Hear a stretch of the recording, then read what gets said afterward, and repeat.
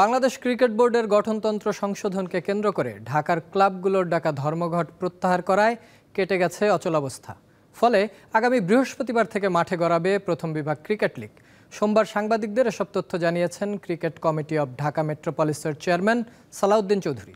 ২০ জানুয়ারি এই লীগ শুরুর কথা ছিল, তবে অংশগ্রহণকারী ক্লাবগুলো বিসিবির সংস্কার আলোচনায় আসার পরেই লীগ বয়কটের ডাক দেয়। প্রথম বিভাগ শুরুর দিনক্ষণ নির্ধারণ হলেও প্রিমিয়ার লিগ বিষয়ে চূড়ান্ত কোনো সিদ্ধান্ত আসেনি। চলমান বিপিএল শেষ হবে ৭ ফেব্রুয়ারি। এটার জন্য তারা ধন্যবাদ। বিষয়গুলি সংশোধন করা প্রয়োজন, সেটাতে আমাদেরও মত আছে। আর যেগুলি করার প্রয়োজন নয় সেগুলিতে কিন্তু ওনারা হাত দিয়েছিল।